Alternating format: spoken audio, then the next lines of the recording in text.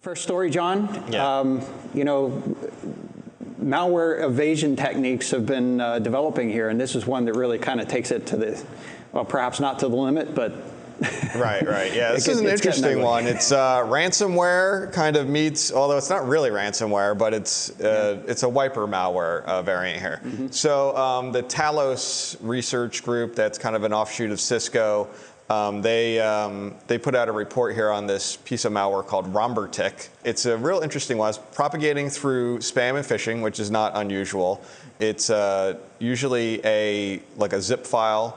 And then inside there is a .scr, a screen scraper, or basically a script that's going to drop some malware on your machine. So the interesting thing about this one is it's really big. It's 1.5 meg in size. However, only about 28K. I'm sorry, 28K is the actual malware. Yeah. The rest of it is all just bogus function routines and images. And that's so that if someone tries to reverse engineer it, they open this thing up with some 8,000 functions, and they're like trying to, reverse engineer the assembly language to function calls. And they're like, oh, what's actually relevant here and what's not? So it just takes up a lot of time for reverse engineering if you were to try to go that route. It also has sandbox evasion. So one of the things it does is it will try to write to memory 960 million times. So if that's running inside a sandbox, the sandbox is going to try to log all of those things, which basically turns out to be about, on average, I think they said gigabytes or yeah, I don't know if I actually wrote down how much it is, but it's gigabytes of log data, which would probably just crash the sandbox. But if it was a real machine, the machine would just process those transactions and not really do anything. Basically, it's their version of a sleep function that aggravates the sandbox in reality. It also does some additional techniques to call a function call, ZW get write watch. I had to refer to my notes there. And it passes invalid parameters to it. So a real machine should say, hey, you called this function call improperly.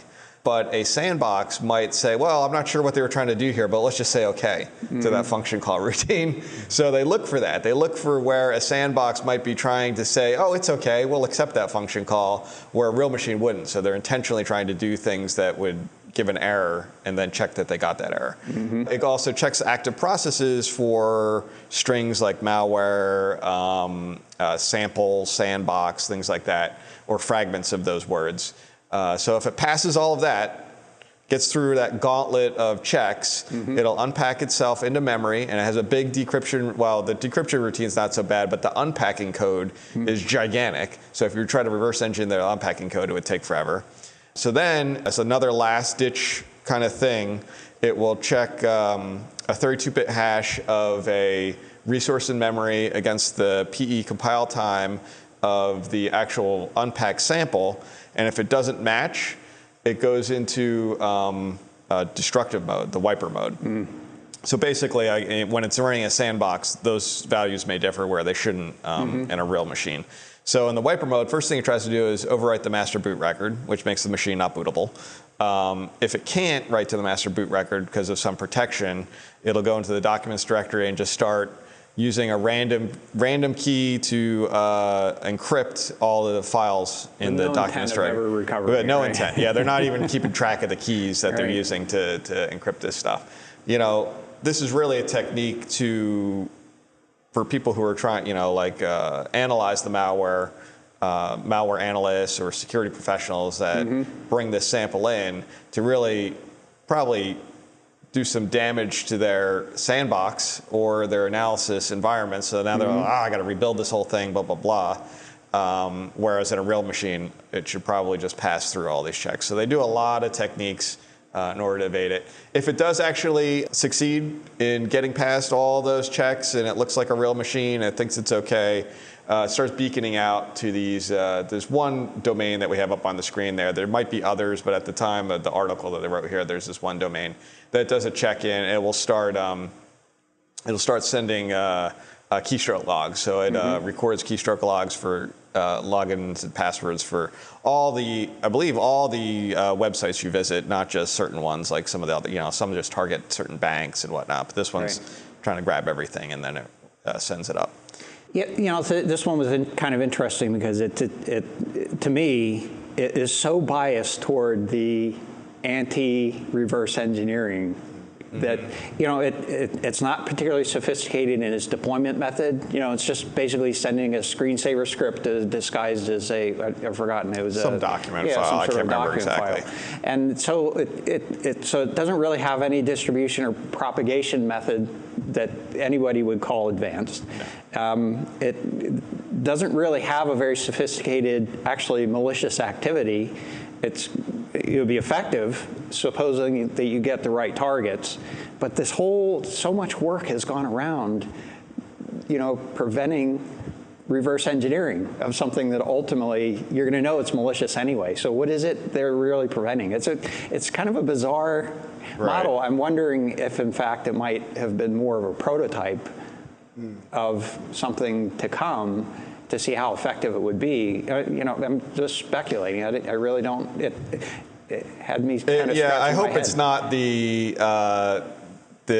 standard operating procedure for malware going forward. We've seen in the past where they'll do checks for, am I running in a virtual machine, or various checks. If they do, they just abort. They just don't do anything further. This one's really taken it to the next level where, and I think, this is just me guessing, their motivation is really to make a bad day for the security analyst who's running these samples in malware analysis environment where they might be running many samples through. If you are right to the MBR, usually you're going to protect that anyway. Most of our environments we do, but from a sandboxing analysis type of thing. But I think the intention is to make their lives miserable. Not necessarily the real machine people, because those are just going to run. It's these, when they're on an environment where they think that it's being analyzed, they want to kind of try to destroy that environment, essentially. They didn't say anything, if I remember correctly, about who was targeted with this, or if it was a targeted activity, or if it was just sort of a... I don't recall. Yeah, I don't recall. Because I have another story in my head that we're going to cover where it was more targeted, and I don't remember if this one was. But this one didn't suggest whether it was very specifically targeted, or if it was kind of a broad sweep of targets, or where the sample actually came from. I think the reason that's significant is, again, if you were to just kind of send something out, again, sort of suggesting that maybe this was a proof of concept. I wouldn't expect that something like this would be a mainstream thing. You'd be getting too much information from it to be able to actually do something practical. Even the command and control wasn't sophisticated, which is, kind of it looks very Zeus-like in at least the command and control schema a little bit there. So I wonder if it's not a prototype so much as a demo reel for somebody. I mean, if you get press out of this and say, this is my sample, and you can see all the tricks I'm capable of, I can provide this for your malware if you just pay me a certain amount of money. That's a good point. I mean, it's, in the underground forums. As much as it's spending time making it hard to reverse, it's also setting off all sorts of alarm bells and crashing the systems they're using to analyze it. I mean, that's not It's not very covert, right? No, it's not. At least in the analysis environment. On a normal system, a lot of these things wouldn't really happen. That's true. Interesting sample. We'll have to see where this goes. The other aspect of this is that, as we had been predicting, the evolution of more destructive activities. There have been some mass destructive malware events, just a handful of them. Actually, not even quite a handful yet. Let's keep it that way. But that has been evolving to, a lot of this ransomware that you sort of kind of introduced this as close to ransomware. It's not really calling drawing ransom, but but more things using destructive techniques as a part of their repertoire.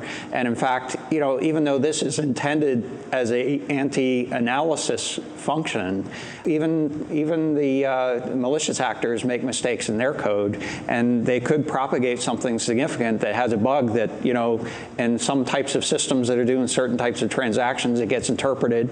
What if it ends up in a hosted server environment that's VM aware or something, and then the next thing you know, you've got a bunch of machines that have been basically terminated. And so that's it's kind of scary, something to be paying attention to. Even what we would consider to be relatively mundane malware, from some perspectives, could be very destructive in another. Even if they didn't intend it for it to be. So if you are working the front lines of help desk, you'd want to watch out for an increase in number of calls when they boot their machine. It says carbon crack attempt failed, and that's all you see on the screen. So when the master boot record gets rewritten, it's just black screen with that message on it. So that would. And carbon crack is an analysis or a reversing tool? I don't know if that what the significance of that statement is, but that's what the malware does. That's what it writes to the master boot records. So it just boots and then it goes into an endless loop and just sits there. So it'll never, boot the operating system. But it tells you what it thought it saw, that's kind of neat. No, well, I mean, they put that message in. Right. Yeah. Oh. So I don't know what carbon crack means, but it's their terminology, I guess. Yeah, my impression was it was just, I don't even know, never mind.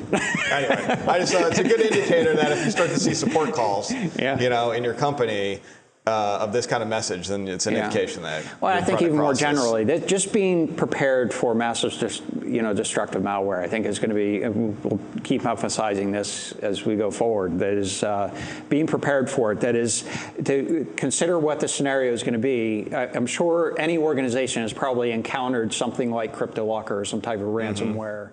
And so that was one case, or a handful of cases, perhaps, hopefully, at the most. And so, how do you consider a case where maybe some servers have been taken down by destructive malware, or a large number of desktops, and you have to restore those? First of all, you have to have something to restore them with. What is that? And then to make sure that you have mechanisms in place to be able to do it on a relatively large scale. We're kind of used to restoring 1 or 2 machines at a time. What if it's 50 or 100 or 1,000 or even 10,000? Are there resources available to do that, or is there enough automation in place to be able to do that? Or at least prioritization plans to be able to do the ones that are going to be most important to business continuity first. Right. All important things. Very good points, yeah.